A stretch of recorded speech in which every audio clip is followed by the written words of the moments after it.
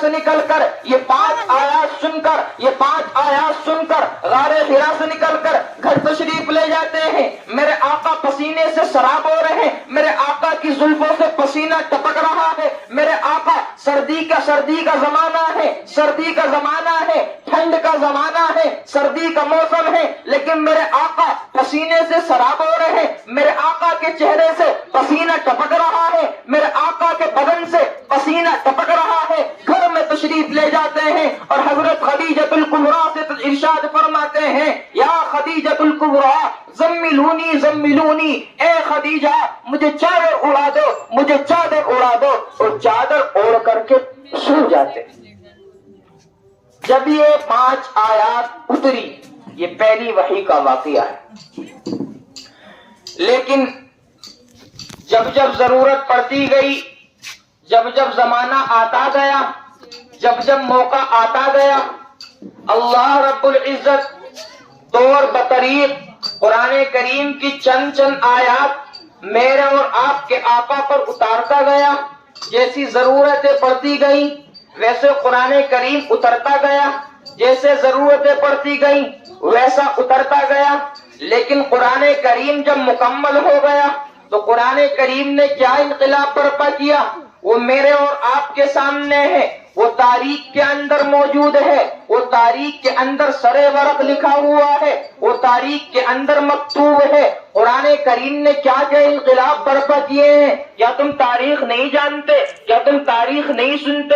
آؤ میں آپ کو بتاتا چلوں. حضرت عمر بن خطاب رضی اللہ تعالی عنہ کا لقب یہ کس وجہ سے ملا ہے؟ یہ مسلم ہونے کا لقب, یہ ایمان والے ہونے کا لقب کس وجہ سے ملا ہے؟ یہ قرآن کریم کی بدولت ہے کہ حضرت عمر بن خطاب کو خلیفہ دوم کہا جاتا ہے, حضرت عمر بن خطاب کو خلیفہ دوم کہا جاتا ہے. یہ قرآن کریم کا انداز ہے, یہ قرآن کریم کی عنایت ہے, یہ قرآن کریم کی رحمت ہے جو حضرت عمر بن خطاب کو انہوں نے قرآن کریم نے خلیفہ دوم کا لقب دیا ہے. آؤ میں آپ کو بتاتا چلوں, حضرت عمر بن خطاب رضی اللہ تعالیٰ عنہ ایک تیز تلوار ہاتھ میں لے کر راستے میں جا رہے ہیں, گھوڑے پر سوار ہیں. راستے میں نعیم بن عبداللہ ملتے ہیں. نعیم بن عبداللہ کہتے ہیں, ارے عمر کہاں کا ارادہ رکھتے ہو؟ حضرت عمر کہتے ہیں کہ آج محمد عربی صلی اللہ علیہ وسلم کو قتل کرنے جا رہا ہوں,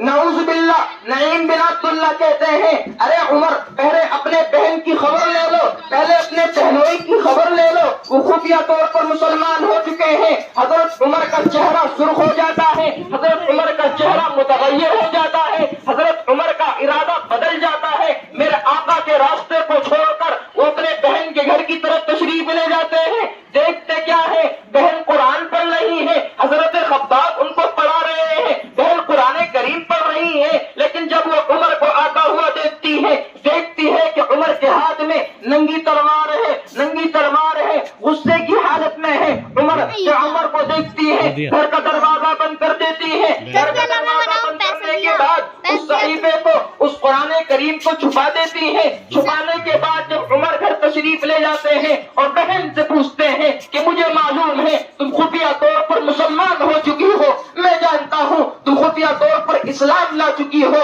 مجھے پتا ہو تو کہیں تمہیں کون پڑھا رہا تھا, تم کو کون پڑھا رہا تھا. لیکن بہن کوئی جواب نہیں دیتی,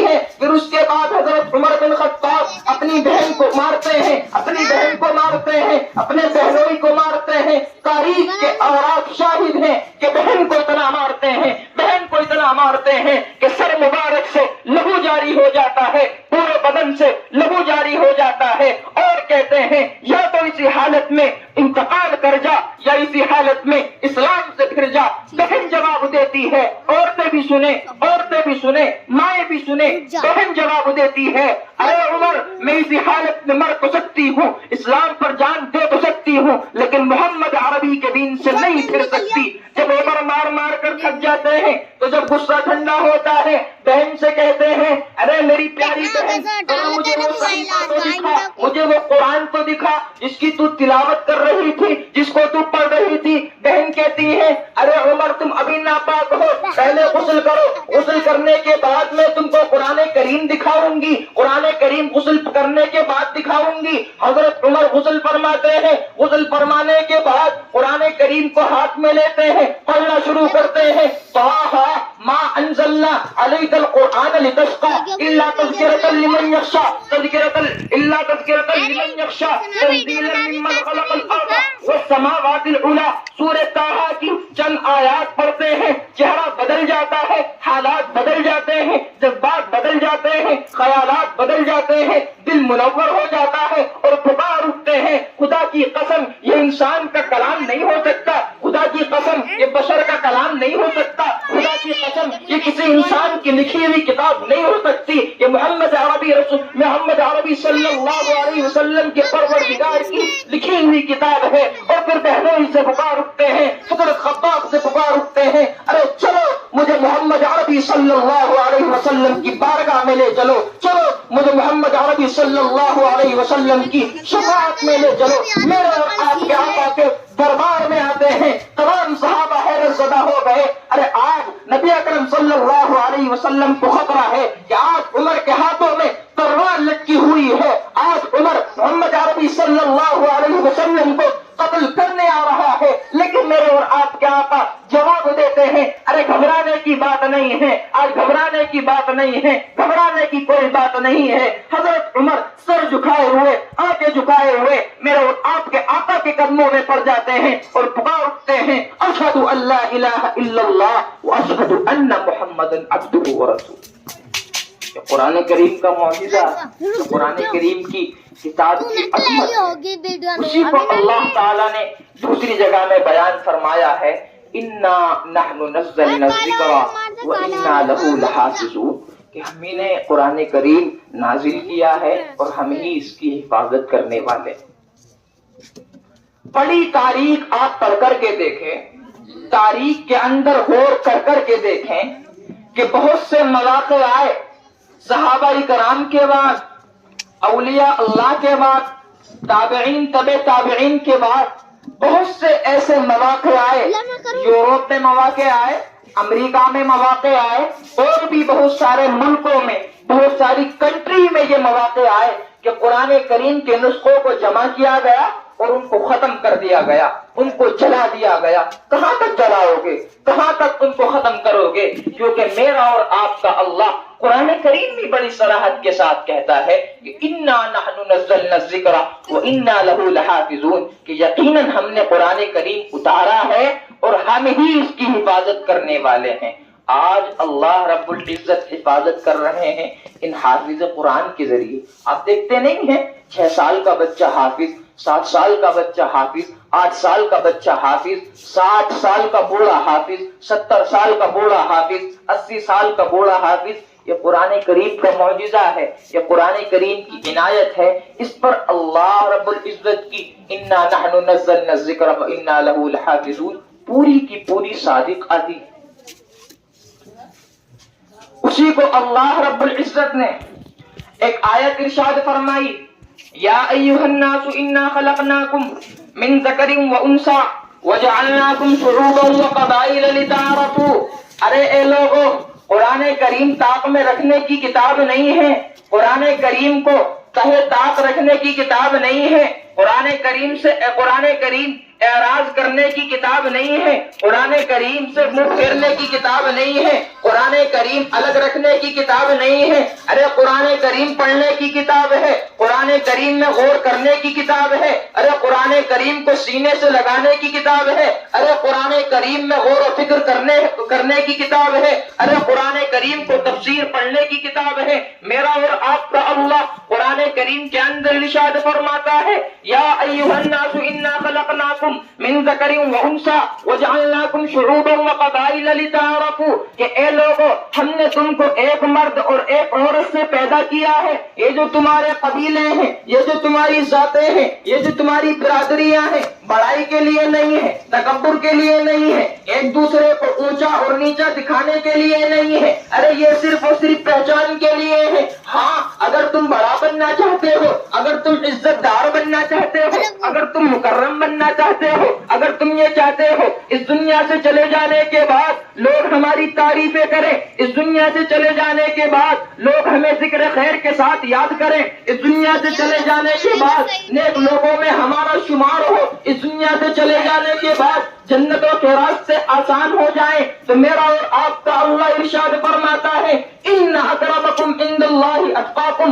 کہ تم تقوی اختیار کرو، تم اللہ سے ڈر کر زندگی گزارو، جتنا تم تقوی اختیار کرو گے، جتنا تم اللہ سے ڈر کر زندگی گزارو گے، جتنے تم قرآن کریم کی تلاوت کرو گے، جتنا تم قرآن کریم کے اندر غور و فکر کرو گے، تم کامیاب ہو جاؤ گے۔ ارے ہمارے یہاں برادری نہیں چلتی، ہمارے یہاں خاندان نہیں چلتے، ہمارے یہاں حسب و نسب نہیں چلتے، ہمارے یہاں نسبتیں نہیں چلتی۔ بڑی مشہور گفتگو ہے، حضرت فاطمہ رضی اللہ تعالی عنہا نے قبر کے اندر اتاری جا رہی ہے۔ ارے کیا کہا تھا اس وقت حضرت ابو ذر غفاری نے؟ حضرت ابو ذر غفاری نے کہا تھا اے قبر تو جانتی بھی ہے کہ آج تیرے اندر کون آ رہا ہے، اے قبر تو جانتی بھی ہے کہ آج تیرے اندر کون آ رہا ہے، آج تیرے اندر حضور اقدس صلی اللہ علیہ وسلم کی لخت جگر ہے، آج تیرے اندر حضور اقدس صلی اللہ علیہ وسلم کی لاڈلی بیٹی ہے، آج تیرے اندر حسنین کریمین کی والد محترمہ ہے، آج تیرے اندر حضرت علی مرتضیٰ کی اہلیہ محترمہ مہمان بن کر آ رہی ہے۔ ارے قبر نے کیا جواب دیا تھا؟ قبر سے آواز آئی تھی، قبر نے جواب دیا تھا ارے وہ آواز لگانے والے، ہمارے یہاں برادری نہیں چلتی، ہمارے یہاں خاندان نہیں چلتے، ہمارے یہاں نسبتیں نہیں چلتی، ہمارے یہاں حسب و نسب نہیں چلتے، ہمارے یہاں کس کی بیوی کس کی بیٹی یہ سب کچھ نہیں چلتا۔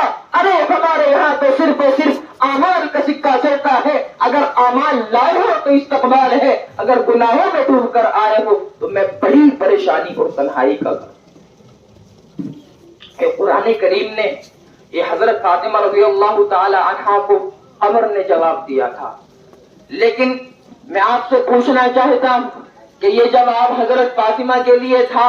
نہیں میرے بھائیوں، یہ جواب حضرت فاطمہ کے لیے نہیں تھا، یہ جواب میرے اور آپ کے آقا محمد عربی صلی اللہ علیہ وسلم نے اس جواب کو حضرت فاطمہ رضی اللہ تعالی عنہا کو جنت کے عورتوں کی سردار ہونے کی بشارت ان کی زندگی میں تسلیم کرا دی تھی۔ ارے یہ جواب میرے اور آپ کے لیے تھا جو آج بالکل بے فکر ہو کر ہم ایسے گھومتے ہیں کہ قبر کوئی پریشانی کی جگہ نہیں ہے، آج ہم بالکل بے فکر ہو کر ایسے گھومتے پھرتے ہیں کہ حشر کا میدان کوئی رسوائی کی جگہ نہیں ہے، آج ہم بالکل بے فکر ہو کر ایسے کھاتے پھرتے ہیں کہ جنت اتنی آسان ہے جس کو میرا اور آپ کا اللہ یوں ہی ہمارے قدموں میں ڈال دے گا۔ ارے یہ جواب میرے اور آپ کے لیے تھا کہ اے لوگوں، اگر تم کامیاب بننا چاہتے ہو، اگر تم عزت دار بننا چاہتے ہو، اگر تم مکرم بننا چاہتے ہو، اگر تم بڑا بننا چاہتے ہو، ان اکرمکم عند اللہ اتقاکم، تم اللہ سے ڈر کر زندگی گزارو، تم اللہ سے ڈر کر زندگی گزارو، تم قرآن کریم کی تلاوت کے ساتھ زندگی گزارو، تم قرآن کریم میں غور و فکر کر کے زندگی گزارو۔ جتنا تم اللہ کا قرآن پڑھو گے، جتنے تم اللہ کے قرآن کی تلاوت کرو گے، اتنی ہی جگہ اللہ رب العزت تم کو کامیاب فرما دیں گے اور راہ مستقیم کی توفیق دے دیں گے۔ آؤ ایک واقعہ ختم کر کے، ایک واقعہ بتا کر کے اپنی بات ختم کرتا چلوں۔ اللہ رب العزت ارشاد فرماتے ہیں کہ تم مجھ سے ڈرو، یا ایھا الذین آمنوا اتقوا اللہ حتی تقاتہ ولا تموتن الا وانتم مسلمون، کہ اے ایمان والو اللہ سے اس طرح ڈرو جیسے اس سے ڈرنے کا حق ہے۔ ہاں، لوگوں کے سامنے اللہ سے ڈرنا، لوگوں کے سامنے اپنے آپ کو بڑا ظاہر کرنا، لوگوں کے سامنے اپنے آپ کو بڑا متقی اور پرہیزگار ظاہر کرنا، اور تنہائیوں میں گناہوں میں ڈوب جانا، تنہائیوں میں اپنے منہ کالے کر دینا، تنہائی ملے تو اللہ یہ تمام کی تمام چیزیں چھوڑ دو۔ کیوں؟ کیونکہ جو اللہ تم کو لوگوں کے سامنے دیکھ رہا ہے پیچھے سے بنائی ہے جانتا ہے۔ آؤ میں آپ کو بتاتا چلوں اب کس طریقے سے ڈرنا ہے۔ حضرت عبداللہ بن عباس ایک صحابی ہیں، جنگل کے اندر ہیں، روزے دار بھی ہیں، ان کو ایک چرواہا نظر آتا ہے، چرواہے کے پاس جاتے ہیں اور عرض کرتے ہیں ارے وہ چرواہے، ارے وہ بکری کے چرانے والے، ہمیں شدت کی بھوک لگی ہے، ہمیں شدت کی پیاس لگی ہے، ذرا ہمارے کھانے کا انتظام کر دیا جائے، ذرا ہمارے پینے کا انتظام کر دیا جائے۔ بکری کا چرانے والا حضرت حضرت عبداللہ ابن عباس کو جواب دیتا ہے، ارے عبداللہ میں ان بکریوں کا مالک نہیں ہوں، مالک کون ہے؟ ارے مالک تو مدینے میں ہے۔ حضرت عبداللہ فرماتے ہیں، ارے وہ بکری کے چرانے والے مالک تھوڑی دیکھ رہا ہے، ایک بکری کم ہو جائے، ایک بکری کا دودھ کم ہو جائے، ارے مالک تو مدینے میں ہے، مالک کو کیا معلوم ہے؟ تو خدا کی قسم، ارے آؤ چرواہے کا جواب سنو۔ بکری کے چرانے والے نے حضرت عبداللہ ابن عباس کو جواب دیا تھا، ارے عبداللہ مالک تو نہیں دیکھ رہا، مالک تو مدینے کے اندر ہے، لیکن این اللہ، اللہ کہاں چلا جائے گا؟ اللہ کی ذات کہاں چلی جائے گی؟ اسی طریقے سے سعد ابن وقاص ہے، سعد ابن وقاص کو فاتح ایران کے لقب سے ملقب کیا گیا ہے۔ ایران کو تباہ کر لینے کے بعد مال غنیمت ان کے پیروں میں لایا جا رہا ہے، مال غنیمت ان کے قدموں میں جمع کیا جا رہا ہے، تمام مال غنیمت جمع ہو گیا۔ ایک غریب سا صحابی ہے، ایک کمزور سا صحابی ہے، جس کے بدن پر کپڑے پھٹے پرانے ہیں، جس کے ہاتھ میں ایک گندی سی پوٹلی ہے، ایک گندا سا کپڑا ہے، اس گندی سی پوٹلی کو حضرت سعد ابن وقاص کے قدموں میں پیش کرنے چلا ہے۔ حضرت سعد ابن وقاص پوچھتے ہیں، ارے وہ غریب سے صحابی، ارے وہ کمزور سے صحابی، اس گندے سے کپڑے کے اندر کیا لایا ہے؟ اس گندی سی پوٹلی کے اندر کیا لایا ہے؟ صحابی کچھ جواب نہیں دیتا ہے۔ صحابی کہتا ہے، ارے سعد ابن وقاص آپ اس کو کھول کے دیکھ لیجئے۔ تو جب پوٹلی کو کھولا گیا، دیکھتے کیا ہے؟ اس پوٹلی کے اندر، اس گندے سے کپڑے کے اندر بادشاہ کے سر پر سجنے والا تاج ہے، جو ہیرے اور جواہرات سے جڑا ہوا ہے۔ جب حضرت سعد ابن وقاص اس تاج کو دیکھتے ہیں تو کبھی تو اس تاج کو دیکھتے ہیں، کبھی اس غریب سے صحابی کی صورت کو دیکھتے ہیں، کبھی اس تاج کو دیکھتے ہیں، کبھی اس کی شکل کو دیکھتے ہیں اور پکار اٹھتے ہیں، ارے وہ کمزور سے صحابی، ارے وہ غریب سے صحابی، تو نے اس تاج کو اپنے پاس کیوں نہ رکھا؟ اس تاج کو تو نے اپنے پاس کیوں نہ چھپایا؟ اگر تو اس تاج کو اپنے پاس رکھ لیتا تو تیری غریبی ختم ہو جاتی، تیرے خاندان کی غریبی ختم ہو جاتی، تیری نسلوں کی غریبی ختم ہو جاتی۔ تو صحابی پکار اٹھتا ہے، ارے عبداللہ یہ میرے اکیلے کا مال غنیمت نہیں تھا، یہ تمام لوگوں کا حق تھا، یہ تمام لوگوں کا حصہ تھا۔ سعد ابن وقاص کہتے ہیں، ارے چل ٹھیک بات ہے، لیکن جاتے جاتے اپنا نام تو بتاتا جا، اپنا کام تو بتاتا جا، اپنے باپ کا نام تو بتاتا جا۔ سعد ابن وقاص سے وہ غریب سا صحابی، وہ کمزور سا صحابی پکار اٹھتا ہے، ارے عبداللہ جس ذات کے لیے میں نے یہ کام کیا تھا وہ میرا بھی نام جانتا ہے، میرے باپ کا بھی نام جانتا ہے۔ اسی طریقے سے اب اللہ رب العزت نے دو نصیحتیں ہمیں عطا فرمائی ہیں۔ کون سی نصیحت؟ یا ایھا الذین آمنوا اتقوا اللہ حق تقاتہ ولا تموتن الا وانتم مسلمون۔ اے ایمان والو، اللہ سے اس طرح ڈرو جیسے اس سے ڈرنے کا حق ہے، اور تم نہ مرو مگر اس حال میں کہ تم مسلمان ہو۔ دوسری نصیحت میرے اور آپ کے اللہ نے ارشاد فرمائی ہے، وَاعْتَصِمُوا بِحَبْلِ اللَّهِ جَمِيعًا وَلَا تَفَرَّقُوا، کہ تم اللہ کی رسی کو مضبوطی سے تھام لو اور تم آپس میں اختلاف نہ کرو۔ اللہ کی رسی کیا ہے؟ ارے اللہ کی رسی یہ قرآن مجید ہے، اللہ کی رسی یہ قرآن کریم ہے، اللہ کی رسی یہ باعظمت کتاب ہے۔ اللہ کہتے ہیں کہ تم اللہ کی رسی کو مضبوطی سے تھام لو، یعنی قرآن کریم کو مضبوطی سے تھام لو، قرآن کریم پر مکمل عمل کرو، قرآن کریم کی تلاوت کرو، قرآن کریم کو اپنے سینے سے لگاؤ، اپنی آنکھوں سے لگاؤ، اس کی تفسیر پڑھو اور راہ ہدایت حاصل کر لو، جہنم سے بچ کر جنت میں داخل ہو جاؤ۔ اسی وجہ سے اللہ سے دعا کرتے ہیں کہ اللہ تعالی ہم سب کو کہنے سننے سے زیادہ عمل کی